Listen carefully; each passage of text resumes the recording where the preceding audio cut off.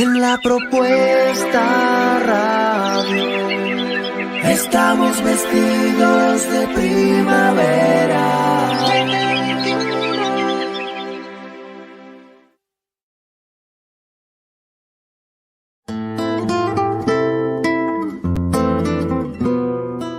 Sin peros. Un momento de compartir, aprender y disfrutar. Espera lo inesperado con la licenciada Susana Rasinski.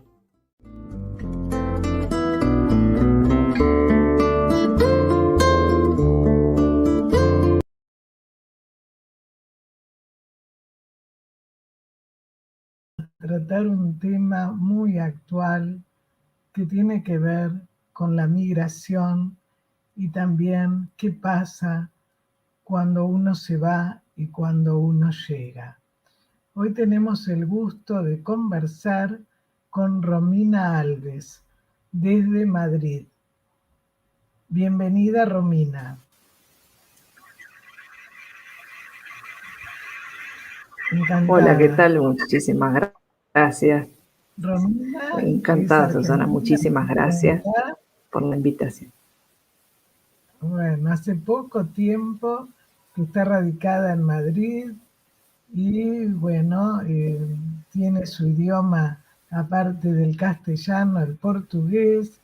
Y bueno, Romina nos va a hablar un poco de este tema tan actual que es la migración.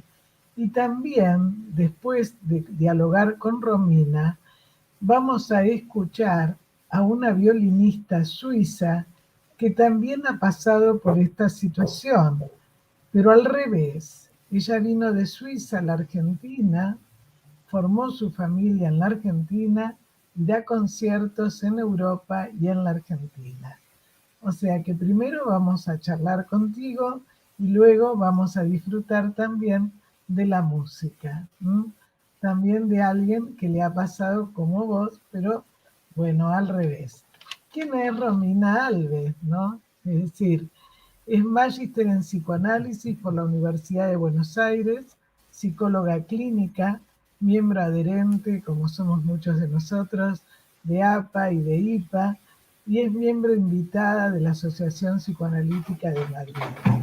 Es docente de la UBA, es investigadora en temáticas de migración y de exilio, coordinadora del grupo de estudios del Instituto de Psicoanálisis de Arauco, Brasil, autora de numerosos artículos que después nos vas a mostrar durante la charla.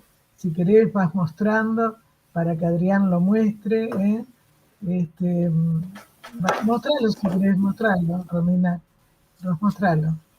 Ella ha escrito, ahí lo pueden ver, en 2 revistas donde migración y exilio, y donde además su tesis fue laureada, premiada, un premio que da nuestra institución Baran Germón en el año 2019 sobre este tema, pero además el concepto que ahora nos va a desarrollar, que es lengua síntoma, ha sido incluido y publicado en la 3ª edición del Diccionario Argentino de Psicoanálisis de APA. Es decir, como ustedes ven, es un tema que ya hace años que ella viene investigando. ¿Cómo surgió este tema en vos? Porque además en este momento contanos que hace poco tiempo que has emigrado de nuestro país. ¿Cómo empezó este tema? Y después vamos a ir desarrollando los distintos puntos. Bueno, antes que nada, nuevamente te agradezco, Susana, por la invitación y aprovecho también para felicitarte por este espacio maravilloso de difusión, que bueno, que es imprescindible justamente para conocer estos temas de actualidad y profundizar más sobre estas cuestiones que bueno, que nos pasan a todos, que tienen que ver con el psiquismo, con, digamos, nuestra conducta, y esto, digamos, genera una mayor comprensión de todo lo que nos pasa, inclusive como sociedad y no solamente como individuos.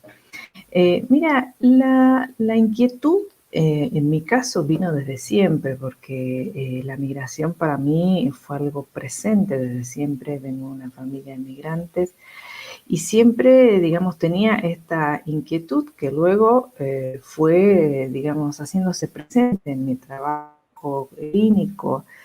Como vos decías, yo tengo estos dos idiomas y por eso es que en la Argentina ejercía, digamos, el psicoanálisis con la comunidad brasileña residente en Buenos Aires. ¿Por qué? Porque ofrecía la posibilidad de llevar adelante los tratamientos en ese idioma, en portugués. Entonces, bueno, todo esto me fue acercando, digamos, fui bordando ¿En tu toda esta familia inquietud se hablaba el que traía un portugués? poco. Romina, ¿en tu familia hablaban el portugués? Estaba, a veces yo escuchaba a mi abuela, sí, cuando la veía, bueno, mi padre desde allá. Entonces te decía, entonces todo se fue generando, digamos, una conjunción entre inquietud tan primigenia, mi práctica clínica y la aproximación a la obra de los Grinberg, ¿no? Porque vos hablabas de estas investigaciones que yo voy haciendo, pero también vale mucho la pena mencionar desde dónde vienen, ¿no? Porque es una ampliación y una continuación de la línea del psicoanálisis de la migración y el exilio de León y Rebeca Grinberg, que han sido prolíficos psicoanalistas argentinos, muy respetados Ellos han y muy trabajado continuados mucho, aquí en España. y ellos han Sí, sí, trabajado sí, mucho muy todo el tema continuados en de la España. identidad. ¿No? De la Han identidad, claro, la identidad y el desarrollado cambio muchísimos. también, ¿no? Justamente, sí. Y bueno, y en la búsqueda, digamos, de bibliográfica, cuando me fui preguntando qué era lo que pasaba, ¿no? Con la problemática de adaptación al nuevo contexto, porque lo que fui encontrando en esta especificidad clínica, con el trabajo con los pacientes migrantes, era a veces esta dificultad, estos escollos que aparecían para adaptarse a los nuevos contextos, incluso cuando, digamos, las migraciones estaban movilizadas por el deseo, digamos, ¿no? Y acá citando un poco a León y Rebeca, digamos, justo en el sentido de que cuando iban hacia algo y no huyendo de algo, como en el caso del exilio, digamos, que esto es una cuestión que hace a una diferencia muy primordial para poder entrarnos en la temática, ¿no? Porque como verán, no es lo mismo, digamos, migrar sustentado en un deseo que apremiado por una necesidad, ¿no? Cuando aparece esta imposición de Totalmente. la partida y la imposibilidad de retorno, como en el caso del exilio, digamos, las presentaciones Y que clínicas van a ser muy diferentes. muchos de nuestros abuelos y bisabuelos, ¿no es cierto?, huían de la guerra y del hambre. Y en este momento por ahí la gente se va porque no ve un panorama, digamos, prospectivo y donde a veces creo que es un tema, me parece muy importante, que uno ve cuáles son las dificultades que aparecen cuando alguien migra, porque como vos decías, una cosa es la necesidad y la otra cosa es el deseo. Estuvo con nosotros Abel Feinstein, que yo te comentaba antes de que nos encontráramos, y que él justamente hablaba de los proyectos malogrados. Y justo surgió el tema, como él puso de ejemplo Mar del Plata, que es donde yo soy oriunda, pero podía ser cualquier otra situación, donde por ahí la persona va en búsqueda de algo que tiene que ver con un yo ideal, no con la realidad. Y como vos decís, muchas veces es como cuando alguien se va creyendo determinadas cosas que no tienen que ver realmente con la realidad de lo que a lo mejor quiere, sino con sus mandatos, con determinadas cosas, ¿no? Por eso me parece muy importante esto que vos decís, el deseo y la necesidad. ¿Qué es lo que vos has visto en toda tu investigación? ¿Cuáles son las dificultades que se ven cuando alguien migra? Porque después vamos a tocar el tema de la lengua, que vos lo has desarrollado especialmente. Mira, es muy interesante lo que planteas, porque también he tenido la oportunidad y continúo trabajando con esa población, de trabajar con la comunidad venezolana. en donde específicamente aparece, digamos, todo un movimiento de desplazamiento sustentado en una necesidad, incluso a veces en premios que tienen que ver con amenazas, digamos, concretas, por persecuciones políticas o de otro tipo, ¿no? De apremios.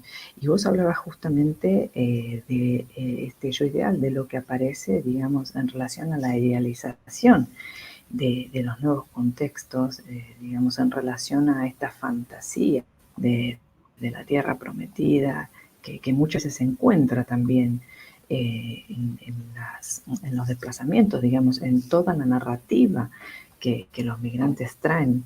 Y que es muy importante, ¿no? Porque este es un elemento principal que yo tomé para mi investigación y que tiene que ver con esta pieza clave que nos lega Freud, a comprender la fantasía como esa dimensión, no solamente articuladora del síntoma, sino como esa dimensión que es capaz de albergar los objetos, digamos, la dimensión que tiene que ver con la posibilidad de albergar objetos en la fantasía, y por lo tanto vamos a ver cómo muchas veces en función de esas fantasías la posibilidad de adaptarse a un nuevo contexto se ve obstaculizada, justamente porque hay una aferramiento, porque digamos el procesamiento de ese alejamiento de la tierra madre se vivencia más en el sentido de un duelo patológico. Entonces empiezan a aparecer defensas patológicas y la persona, bueno, no puede llevar adelante esa adaptación. Y vemos como muchas veces aparece un interjuego entre las representaciones sociales del propio migrante y también las que el contexto que acoge, digamos, el contexto destino deposita sobre esa persona que va a reiniciar su vida, por decirlo de alguna manera, en el nuevo contexto, ¿no? Y ahí tienen que ver, digamos, todo un enmarañado en relación a lo que se proyecta, digamos, en ese nuevo contexto y con lo que la persona se identifica también, ¿no? Entonces aparecen, por ejemplo, situaciones de aferramiento radical a lo que se ha dejado como una manera de desmentir la partida y permanecer en aquel lugar en el que ya no se habita, pero en el que es posible aún estar presente en función de la fantasía, digamos, y en casos más extremos, digamos, en presentaciones que tienen que ver más con una pérdida de realidad, en el sentido en que lo presenta Freud justamente, ¿no? Cuando él nos habla de pérdida de realidad, neurosis y psicosis, ¿no? Que otros autores han acuñado un neologismo que está siendo muy utilizado hoy en día en ciencias sociales, que tiene que ver con la idea de el incilio, digamos, una de partir sin partir, y estar sin estar, digamos, en ese sentido Fíjate a ver si podés de alienarse. mejorar un poco el micrófono, porque por ahí se te Sí. escucha un poco bajo. A ver, Ahí, ¿qué tal? fíjate lo que vos decís, cómo de alguna manera, que este es el aporte bueno de Freud, ¿no? El valor de la fantasía, pero como medio de conservación de algunas cosas. Entonces uno ve, por ejemplo, cualquiera, los venezolanos, los paraguayos, qué sé yo, las diferentes etnias, digamos, ¿no?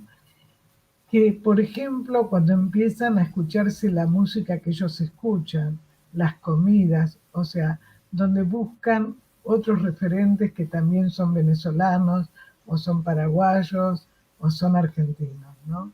Es decir, como que a veces cuesta mucho conectarse con gente que no sea del mismo grupo.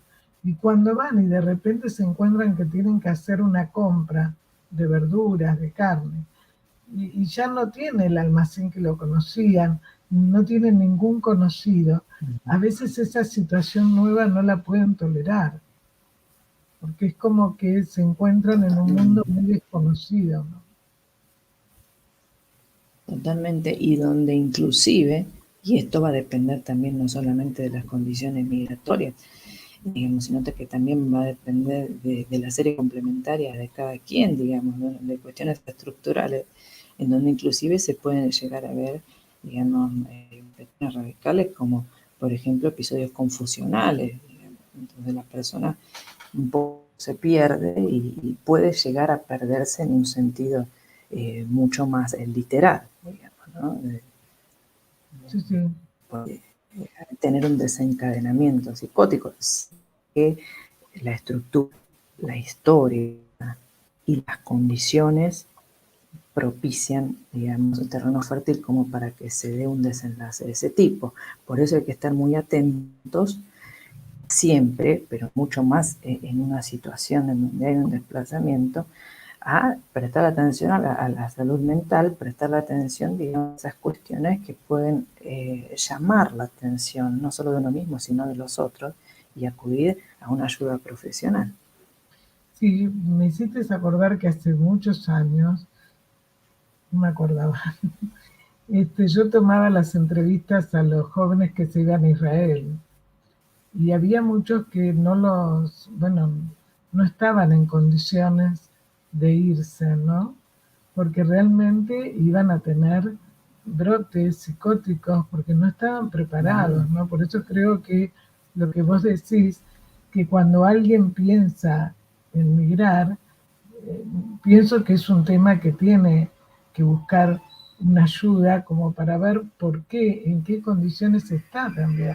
Porque una de las cosas que Romina ha trabajado mucho y que se ve cuando alguien migra es el problema de la lengua, ¿no?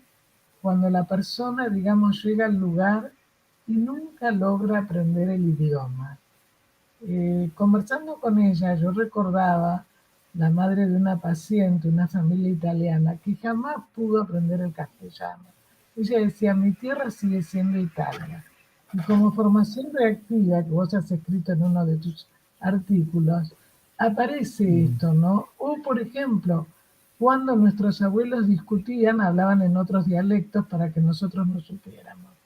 Es decir, ¿cuál es la importancia, no es cierto, en tus trabajos, en tu investigación, de lo que es la lengua? Que es un concepto que, como dije al principio, se incluyó en el diccionario de psicoanálisis argentino. Explícanos un poco para la audiencia, que hay colegas y hay gente que no es profesional, ¿qué entendés vos por lengua síntoma y la importancia que es la lengua? Por supuesto, bueno, la lengua es primordial, es constitutiva, ¿no? Hay autores que hablan en términos de ese círculo nostálgico de lo único, lo que reviste, lo que significa, lo que subjetiva. Por lo tanto, digamos, si se va a otro contexto donde el idioma es diferente y como anteriormente hemos dicho, digamos, las condiciones objetivas y la, digamos, la naturaleza de la migración no está bien trabajada o no se entiende muy bien el porqué de ese desplazamiento cuando hay conductas impulsivas, por ejemplo, o digamos decisiones que son de la noche a la mañana, digamos, pueden hacer estas formaciones reactivas, digamos, en donde uno puede ver realmente un pase de la lengua madre a la lengua síntoma y ahora entrar en desarrollar y explicar que llegue el concepto, pero antes me gustaría decir un verso de Pessoa, a partir del cual, digamos, pude elucidar toda esta cuestión en referencia con la fantasía como medio de conservación de objetos. Porque Pessoa dice, mi patria es mi lengua.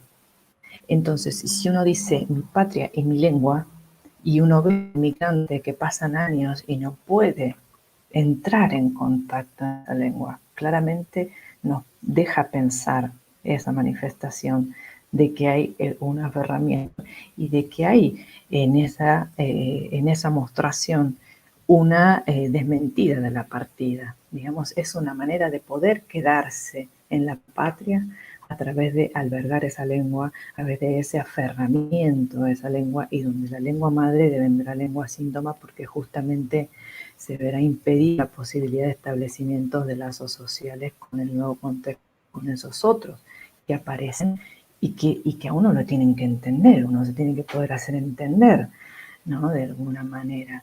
Y digo de alguna manera, sí, de alguna manera, porque muchas veces aparecen, digamos, manifestaciones que tienen que ver con la otra vertiente de lo que en lengua síntoma, que son aquellos casos en los que aparece rechazo absoluto a la propia lengua, a las propias raíces, incluso a la comida, a las tradiciones, y aparecen los olvidos parciales, los olvidos radicales, y ese aferramiento camaleónico con la nueva lengua del contexto, en donde uno puede identificar claramente, ¿no? Esas manifestaciones de identificación radical con el agresor fantaseado, con ese que aparece, ¿no? Que, bueno, no sé cuándo es peligroso, pero mejor me le parezco, porque, bueno, hay un riesgo, digamos, narrativas de los pacientes, diversas cuestiones, diversos argumentos, en donde uno puede rastrear este funcionamiento, ¿no? Y respecto a cómo es, digamos, este sustento teórico para que la lengua síntoma, digamos, cobre esta entidad y pueda asentarse en el diccionario, yo rastreé en la obra freudiana antecedentes, digamos, porque de alguna manera Freud con estos casos que él nos presentaba, específicamente el caso del paciente, el fetichismo, el caso de Ana O, y luego el trabajo, el olvido de los nombres propios, nos estaba mostrando, digamos, una comprensión de las afecciones del lenguaje a través de un basamento de un aparato psíquico del lenguaje, digamos, alejándose de la cuestión anatómica, digamos, más vinculada a su origen, como, digamos, a su pertenencia a la medicina, a la neurología y a unas, digamos, explicaciones más del lado del positivismo, y nos permite ver, digamos, esto que justamente es el eje del psicoanálisis, es lo que sustenta todo el corpus del psicoanálisis, que es esto, ¿no? Que la histeria nada entiende de anatomía, que hay conexiones y hay manifestaciones que no pueden explicarse por, digamos, procesos fisiológicos, sino que aparecen Eso, cuestiones que tienen que ver con el sentido de los síntomas. Cuando él nos habla del sentido de los síntomas, esto nos abre una puerta importantísima. por eso nosotros decimos, ¿no? Que después Lacan, bueno, estructura el inconsciente, toma el lenguaje como una estructura del inconsciente, cómo se estructura el inconsciente. Pero digamos lo que nosotros vemos para que la gente comprenda más. ¿Qué ocurre cuando queremos decir algo y no nos sale la palabra? Que decimos la tenemos en la punta de la lengua y no nos sale. ¿Qué pasa en un autista que no habla? ¿Qué pasa, digamos, en una persona que cuando está muy mal con algo que le pasa, lo descarga en el cuerpo? Y cuando puede empezar a darle una significación con la ayuda nuestra, que somos ese continente que no tuvo, y lo puede poner en palabras, va a evitar enfermarse más el cuerpo. Entonces el tema, digamos, de lo que nosotros entendemos, lengua, síntoma, ¿no? Que es tan importante cuando la persona rechaza la lengua de un lugar y no, o se olvida del lugar que se fue. Por ejemplo, el yiddish, que es una mezcla de alemán, inglés, es un dialecto, sirvió para conectarse con gente que no sabía otro idioma. Por ejemplo, en Rusia, la gente mayor no habla inglés, son los jóvenes. Pero sin embargo se entienden, porque hay dialectos, porque cada lugar es distinto. Es decir, la importancia de lo que es la lengua, ¿no? Yo me acordaba cuando hablaba con vos de una paciente que con una historia muy terrible, con falta de una función parental, con situaciones muy siniestras. Sin embargo, está intentando ella poner en palabras lo que le pasa y salir de los agujeros negros, pero recordaba esta semana cuando la mamá le cantaba en su cumpleaños y su papá cuando ella se despertaba, como cosa, digamos, algo sano, ¿no? Dentro de toda la situación enferma. Por eso, ¿qué pasa cuando una persona migra y no puede conectarse con la lengua? Que hay otras cosas ahí que no son el vocabulario o el idioma, ¿no? Totalmente. Incluso yo hago esta salvedad en la investigación y digo, manifestaciones que no tienen que ver con alteraciones del aparato fonador ni alteraciones, Diciendo, digamos, de desempeño cognitivo, que tienen que ver, digamos, con esto que nos presenta Freud, digamos, con el olvido de lengua que hacen estos pacientes, la imposibilidad de comunicarse en su propia lengua.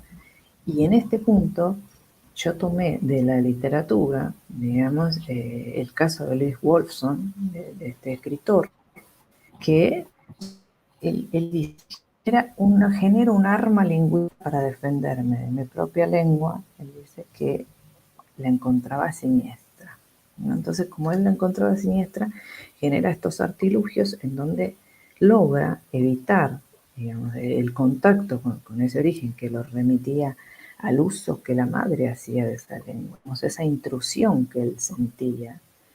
Y que bueno, a mí me sirvió muchísimo esto de pensar como el arma lingüística, porque muchas veces me encontraba con pacientes que me decían, tuve que partir para vivir, ¿no? Entonces ahí me acordaba de otro poeta que cito en la elaboración de mi trabajo, que es Manuel Alegre, otro poeta portugués, en donde él dice, solo la puerta de la palabra te liberas, por la puerta partida de la palabra. Entonces, es repetilo de interesante, nuevo, digamos, Romina, porque se te escucha como que solo por, está cortado. solo por la Volvelo a palabra repetir. te liberas, sí, solo por la palabra te liberas, por la puerta partida de las palabras. Esta puerta Perfecto, te partida de las escucho bien. palabras que tiene que ver, claro, con la subjetividad, digamos, con lo que queda suspendido, con lo que queda inhibido muchas veces, ¿no? Entonces, si uno piensa en inhibición, síntoma y angustia. Entonces, de repente aparecen personas que migran, incluso sustentadas en un deseo, con grandes proyectos, y de repente aparece inhibición. No puedo hablar, no me puedo integrar. El síntoma, que puede ser a través de la lengua, ¿no? Y por supuesto la angustia por la imposibilidad de poner palabras, por lo menos hasta que no entran en un tratamiento, a todo aquello que les está aconteciendo, ¿no? ¿Cuál sería el aporte del espacio analítico? ¿Qué es lo que vos ves Es muy, y podés? sí, ahí en ese caso viene y más en la especificidad de la clínica de la migración. Se trata del trans. Viste, vos antes mencionabas esta obra basal de los Greenberg, que es Identidad y Cambio. Y justamente, digamos, el cambio, en ese tránsito, en el marco de una migración, digamos, la posibilidad de contar con un espacio analítico, un espacio con lo Habla podríamos, más fuerte, por favor. mi pensamiento. A ver, fíjate cómo Sí, pones sí, el claro, micrófono, en el porque se te sentido va. de, a ver ahí, Sí, yo creo que a ahí ver, está bien, ¿no? sí. Perfecto. Volvelo En el sentido quizá de un un poco espacio de nuevo. transicional. Me refería a esta obra basal, ¿no? De la identidad y cambio. Entonces, en el marco de una migración, entonces donde hay un desplazamiento de un lugar a otro, donde va a haber un cambio, digamos, el espacio analítico como un espacio de transición, viene en el sentido de Winnicott, ¿no? El espacio transicional, el espacio continente, en donde, digamos, puede haber una traslación, puede haber incluso la posibilidad de munirse de esas nuevas significaciones, contexto, y mucho más cuando la demanda de un tratamiento tiene que ver con la imposibilidad de la adaptación al contexto, que es muchas veces lo que conduce a estos pacientes migrantes a buscar ayuda. Aparece el elemento que no está permitiendo llevar adelante esa empresa, ¿no? Entonces se la queja, parece que...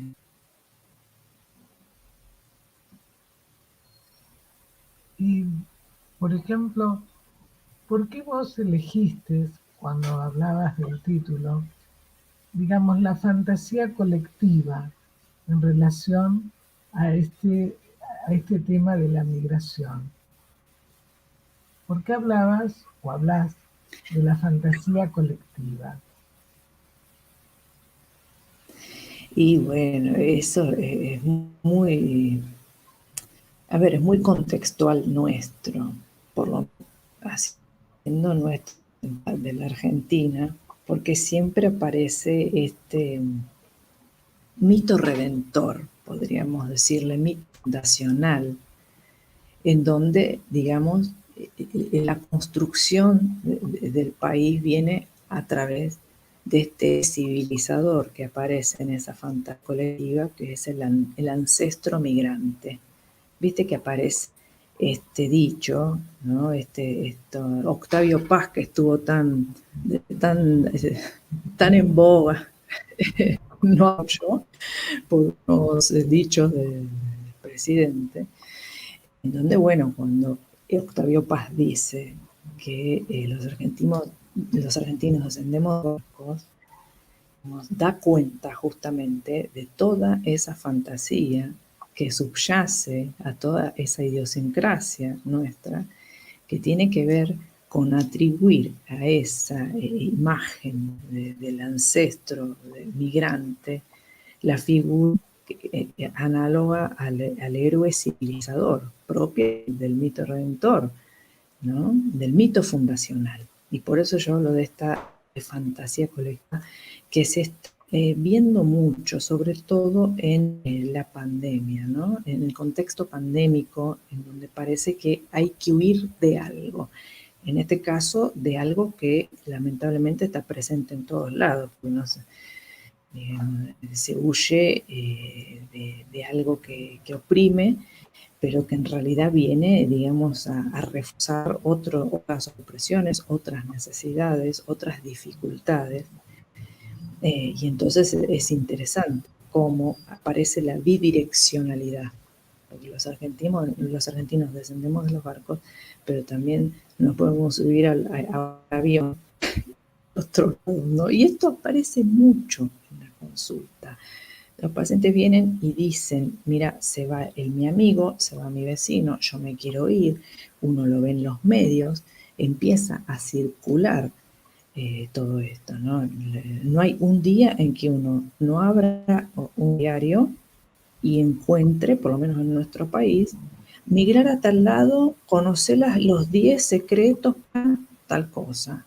O bueno, tantas personas han elegido irse, ¿no? Entonces, en ese sentido me refiero a una fantasía colectiva, ¿no? Algo como subyacente en relación a la construcción de una idiosincrasia y que se sustenta en esta imagen, si se quiere, mítica del ancestro migrante análogo digamos, al héroe civilizador, ¿no? Que trae y que labra la tierra y muchos más en nuestro país, digamos, por una cuestión que tiene que ver con una mentalidad colonialista. Digamos, el territorio se presentaba como un desierto a ser conquistado, ¿no? Parece la conquista del desierto, parece que no había nada. Y sí había otros, pero que bueno, que de alguna manera el mito que sustenta determinada parcela y que después de la población y que después se termina, digamos, generalizando y se eleva este estatus de mito redentor, tiene que ver con esto, ¿no? Con un padre civilizador, redentor y capaz de, ¿no? de remontar cualquier situación. A eso me refería con la fantasía colectiva. O sea, a ver, lo que un poco, digamos, creo que querés decir, que a veces en esa fantasía hay mucha idealización y esto también puede ayudar, digamos, a ver más omnipotencia en en esa idealización y se tolera menos la frustración cuando la realidad le muestra que, bueno, no es todo tan simple, ¿no?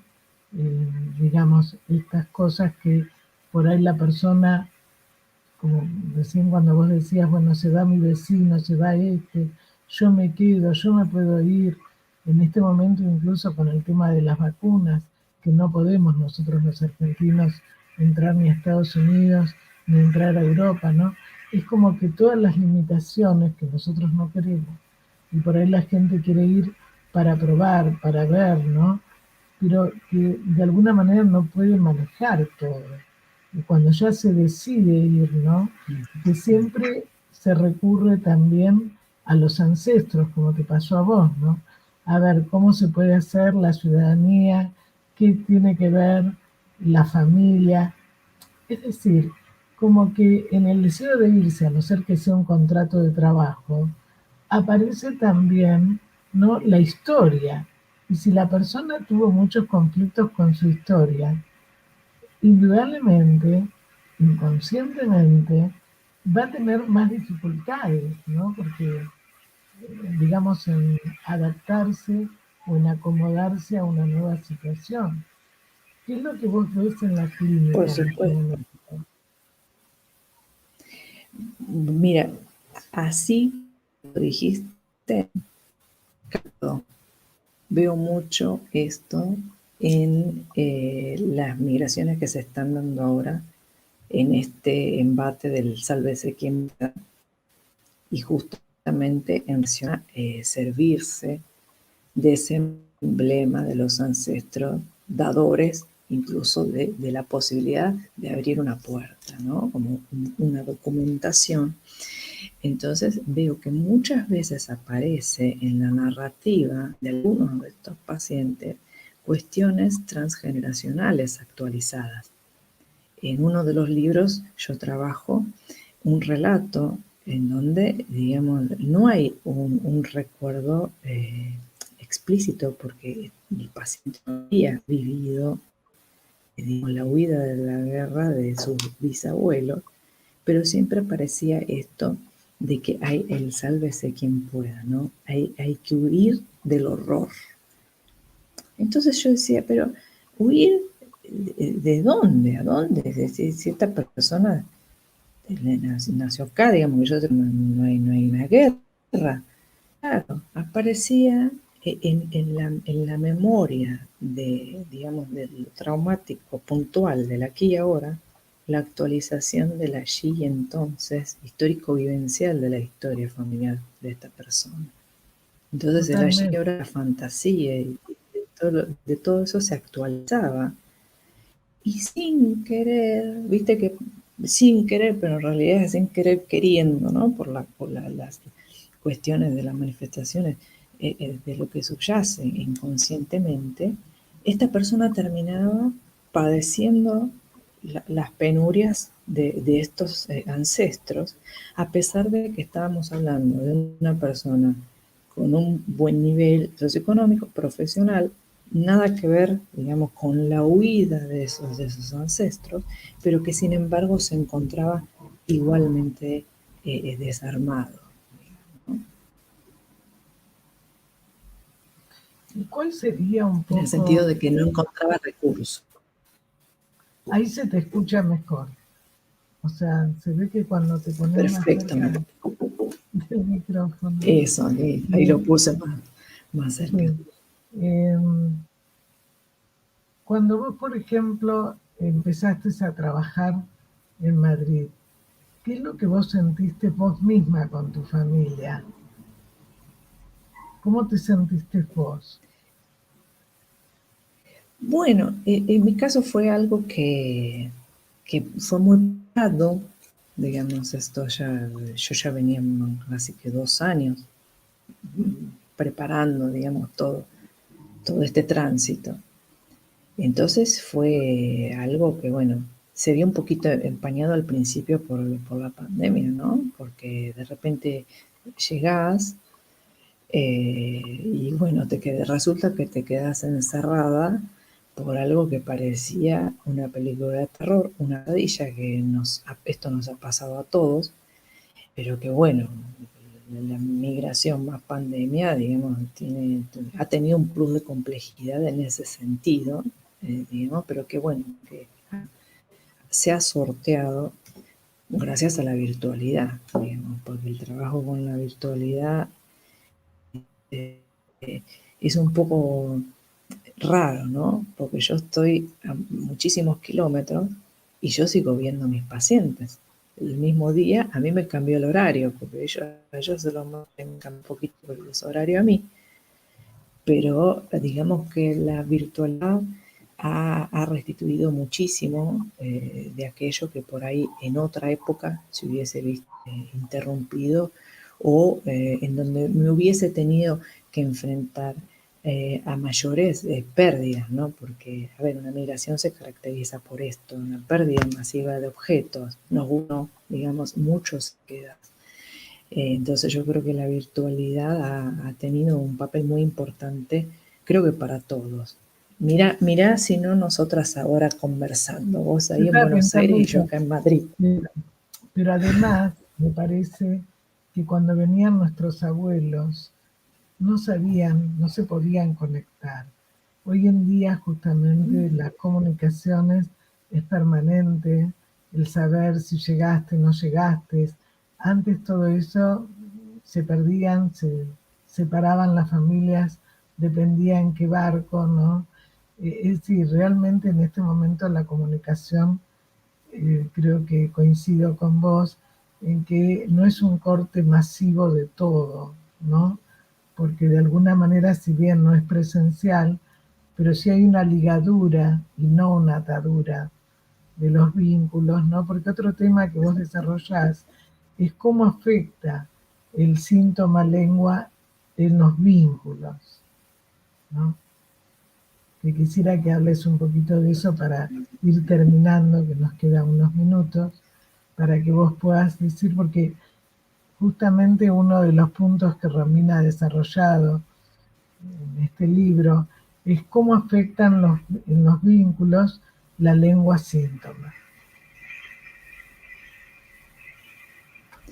¿Cómo no? Mira, el caso más representativo y que lo tengo descrito es el caso de alguien que de repente impedido de poder hablar su lengua materna porque generaba la siguiente, se le generaba la siguiente situación, que al momento de comunicarse con un pariente del cual dependía su sustento, pero para quién y con quién tenía una deuda que tenía que ver con hacer una declaración en un juicio en su país de origen contra una persona que era muy importante, de repente no podía hablar.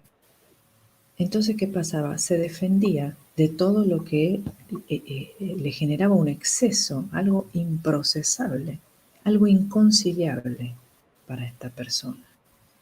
Entonces, claro, venía a quejarse, consulta, de que le era imposible poder hablar con ese familiar que le proveía todos los medios para poder estar en Buenos Aires, en el caso.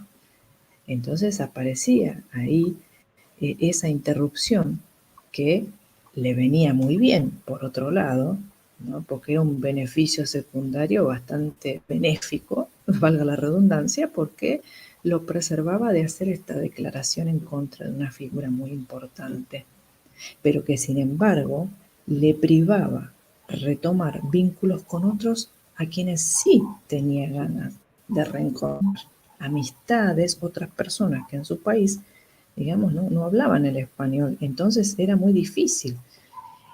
Digamos, realmente la síntoma puede, digamos, generar mucho padecimiento en ese sentido, ¿no? Del olvido y de un corte que tiene que ver, digamos, con un retraso que, a ver, es una metáfora, es lo que está en lugar de otra cosa y que no se puede manifestar de otra manera y que entonces es un aparece la desplazamiento manifestación. de alguna situación traumática y que se desplaza en eso. Bueno, yo te voy a Claro, agradecer y bueno, te comprometo para el año por favor. próximo para continuar con este tema o algún otro tema que vos quieras. Y si querés decir algunas palabras para la gente que, bueno, por ahí se está por migrar o tiene algún hijo o alguien, ¿cuál sería un poco tu consejo o de alguna manera tu orientación? Bueno, antes que nada, nuevamente te agradezco y contá conmigo para otra oportunidad ya. Y a quienes pretendan, digamos, emprender un desplazamiento, una migración, primero les sugeriría que sea pensado en el sentido de cuestionar el porqué de ese desplazamiento, el para qué, y sopesar desde ya lo que se pierde y lo que puede llegar a obtenerse, digamos.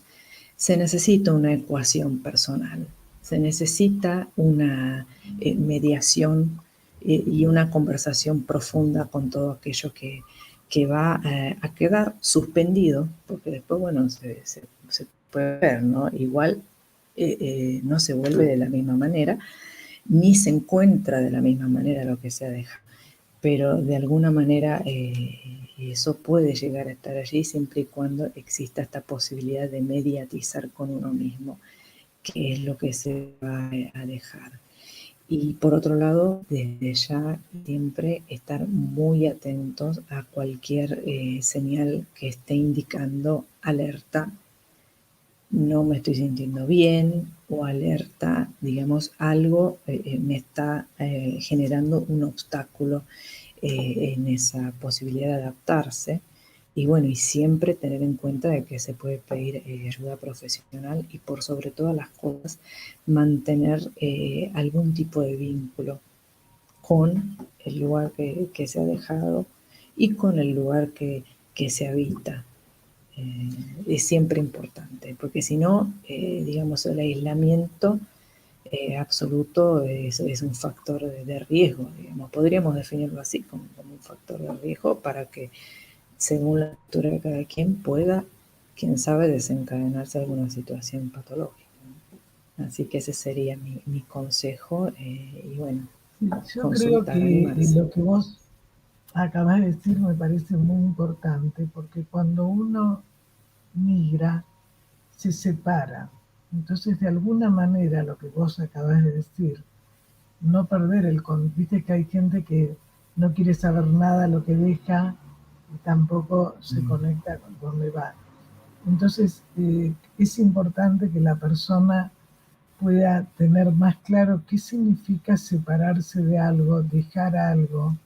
Es decir, si realmente nunca se pudo separar, le va a costar más, pero que la separación a veces también es un crecimiento. No significa, digamos, eh, que va a ser la muerte, ¿no? Entonces, si tiene miedo o si en algún momento le pasó, porque a lo mejor nunca se separó, nunca pudo hacer una carrera que le gustaba, un trabajo que le gustaba, mucho más si se va. Entonces, de alguna manera, el poder permitirse tener un espacio para poder plantear cómo se siente, ¿no? No solamente lo que va a ser, sino también cómo se siente.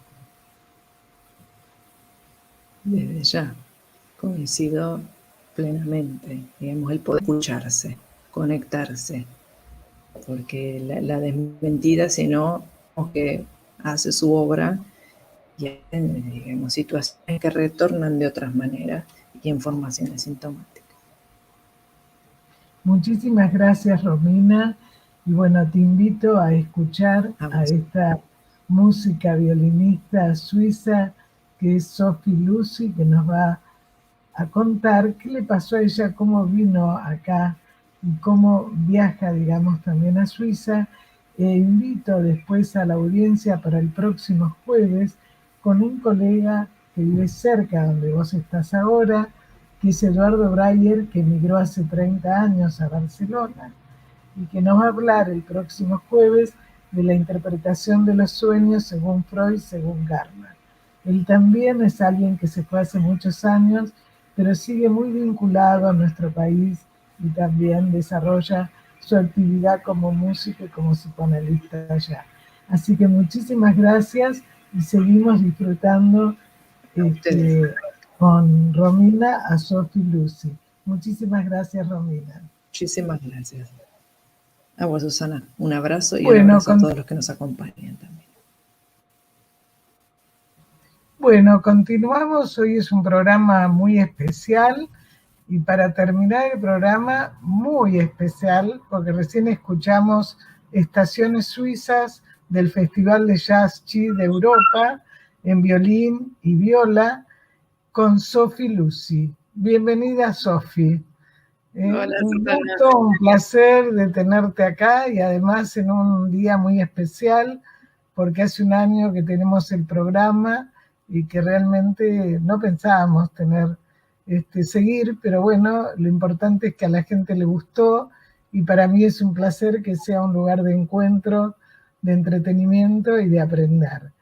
Bueno, Sophie Lucy nació en Zúrich, Suiza. Estudió en la Escuela Superior para Arte de Zúrich, violín y jazz con Daniel Schenker y Pierre Blanchard, violín clásico y viola con Virich Groner. Continuó perfeccionándose en composición con Daniel Montes en Buenos Aires. Actualmente vive en Buenos Aires. Toca en diferentes proyectos de jazz, tango y música clásica, entre otros que ahora nos va a explicar un poco lo que acabamos de escuchar. Es violista en el Leonardo Ferreira de Tango Estrina Cuartet y violinista en Swing París. A partir del 2014 es violista contratada en la Orquesta Filarmónica del Teatro Colón de Buenos Aires. Dirige regularmente talleres de jazz para cuerdas en Argentina y en Suiza y da conciertos con sus propios proyectos en Europa y Latinoamérica. En el 2016 fundó la Orquesta Escuela de Jazz para Cuerdas de San Andrés. Es profesora de música, violín, jazz en la Escuela Popular de Avellaneda.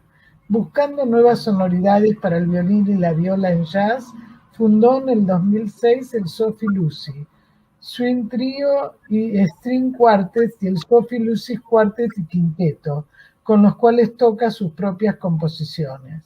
Y en febrero del 2015 estrenó su obra Amapola, para orquesta de cámara, maderas y violín. Ya solista en la Zuber Sinfonietta en Suiza. Trabaja como compositora por encargo, entre otras, para el quinteto suizo Deseo de Tango y el Festival de Jazz Chi Europa, que es de donde acabamos de escuchar la composición. En este momento está trabajando junto al célebre dibujante suizo Peter Groth en un proyecto sobre el cuento Juan con suerte. Bueno, como vemos, ¿no? Primero que sos una especialista en violín. Yo cuando te escuché la primera vez, ¿no? Realmente me sorprendió, porque sos muy joven, pero además me hiciste acordar a cuando en Viena estuve en el instituto de música y los chicos desde los 3 años van a aprender a tocar violín. Y la directora me dejó ver la evaluación que le hacían, ¿no? Fueron conciertos hermosísimos. Y a mí me sorprendía porque acá en nuestro país no era así. En ese momento era como la guitarra lo más común, ¿no? Y realmente, bueno, contanos un poco esto que escuchamos y después te voy a hacer algunas preguntas a nivel más personal, ¿no? O sea, ¿cómo empezaste a tocar violín? Y esto que escuchamos, que son las estaciones suizas, ¿qué es? ¿Cómo lo desarrollas? Bueno, primero, un gusto, gracias por invitarme a ese programa. Las estaciones suizas es como, eso es un poquito lo que yo suelo componer, quizá la dirección un poco entre música clásica moderna y jazz. O sea, siempre, hay una parte de improvisación que se desarrolla de manera jazzera, pero también hay muchas partes arregladas, escritas, que siempre está como entre tonal y no tonal, entre rítmico y no rítmico, como un poco ambiguo. Que lo atonal cuesta mucho para el que no está acostumbrado, ¿no? Y sí, hay que educar un poco el oído también, ¿no? Exactamente. Además, uno se mete al mundo, pero igual mi música tampoco es tan atonal, o sea, es como, está ahí en el borde. Y esto lo grabé el año pasado, que fue así, cuarentena total, estricta, y en realidad esto era un festival, hubiese sido un festival presencial en Chile, pero bueno, no se pudo hacer, entonces hicieron como diferentes propuestas. Una era que el artista invitado grabe algo solo, y yo aproveché y grabé varias violines, varios viola y violín tenor, que es lo que le dan lo grave al proyecto ese. Entonces, fue un lindo trabajo, como que la primera vez que grabé así sola en mi casa tantos instrumentos, pero bueno, fue interesante hacerlo. Y además, ¿cómo decidiste quedarte a vivir en nuestro país que es tan especial? Y esto es una cosa más amorosa. Fue que conocí a mi marido hace 18 años. Sí, hace un montón. ¿Él también es músico? Él es violinista de tango, sí, sí. Es un grande. Así que bueno, empecé a viajar. Las mujeres somos más de adaptarnos a donde están los hombres. Qué sé yo. Nada, igual llegué acá y viajé siempre mucho, viajamos los dos. Él tiene muchos proyectos en Suiza también. O sea, como que siempre fue más o menos miti-miti, que ahora con la pandemia todo se complica más, pero bueno, seguimos intentando hacerlo igual. Y además fue muy especial esto para Lucy porque el COVID se llevó a la suegra. No fue el COVID.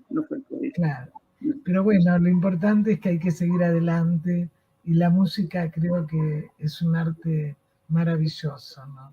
Porque lo sentimos en el cuerpo, por lo menos a mí me pasa, ¿no? El violín es uno de los instrumentos que más me conmueve, ¿no? En serio. O sea, realmente es así, ¿no? ¿Y cuándo empezaste con el violín?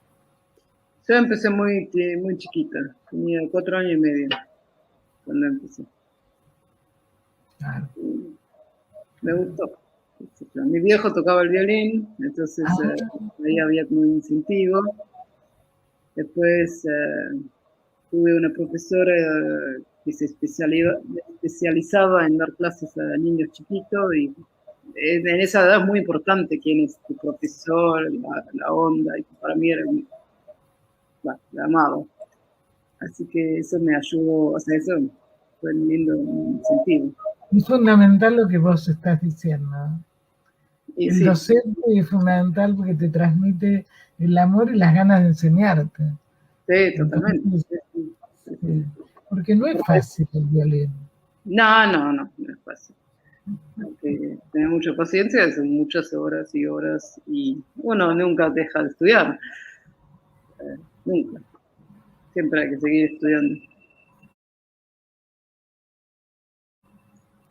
Pero además estás en muchos proyectos, porque ahora, bueno, yo te voy a convocar para el año próximo.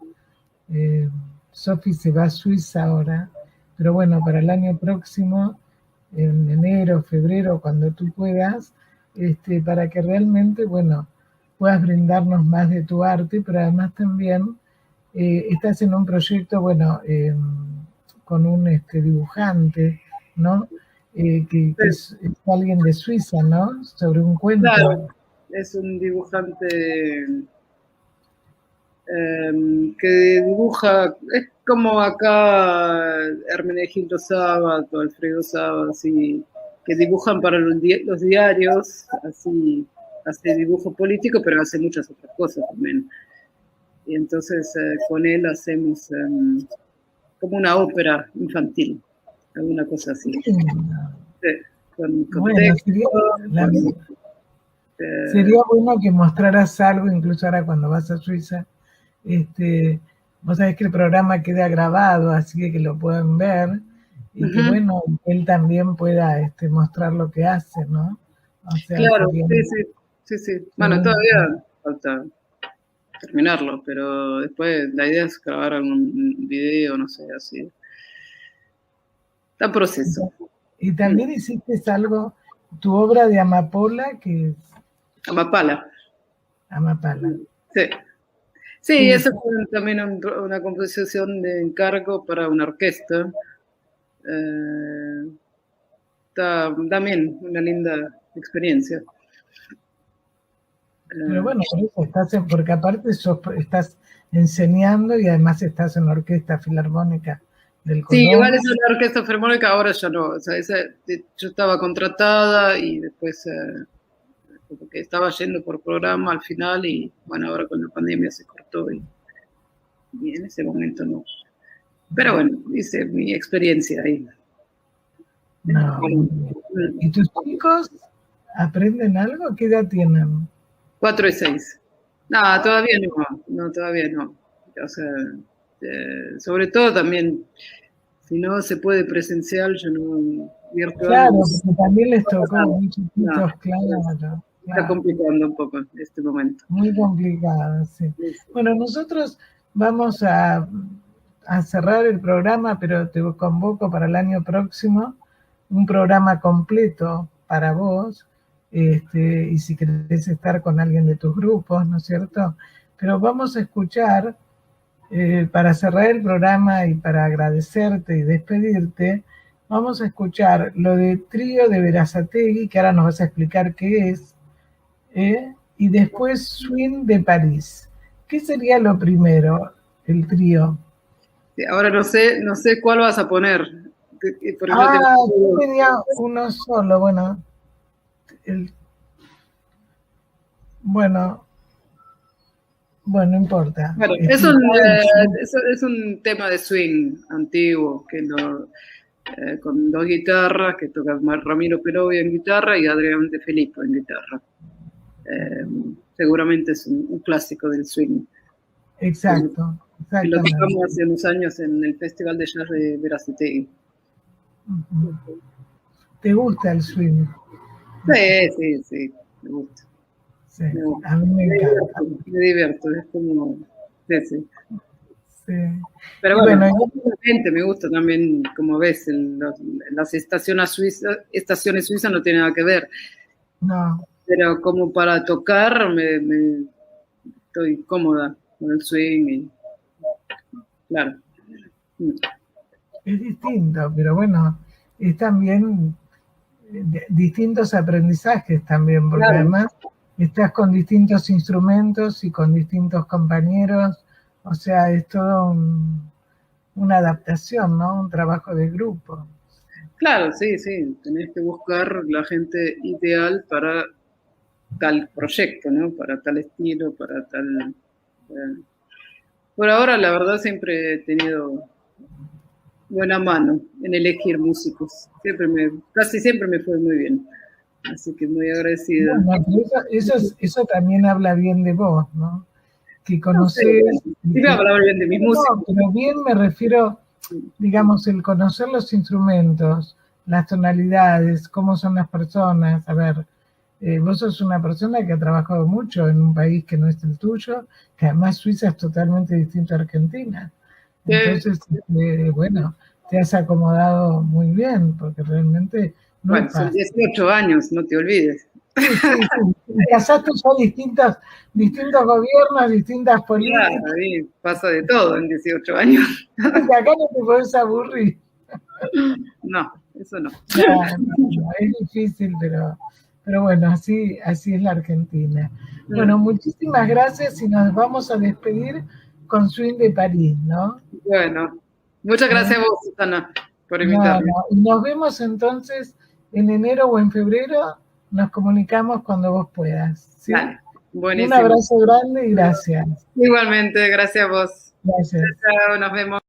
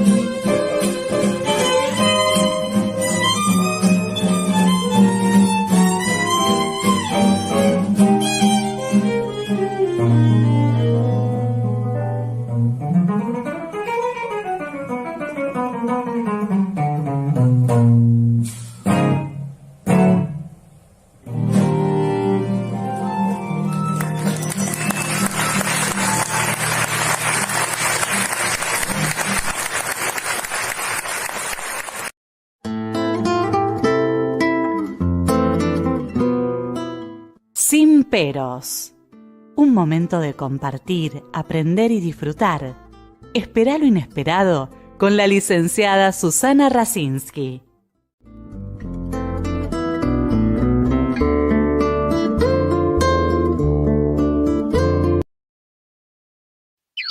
En la propuesta radio estamos vestidos de primavera.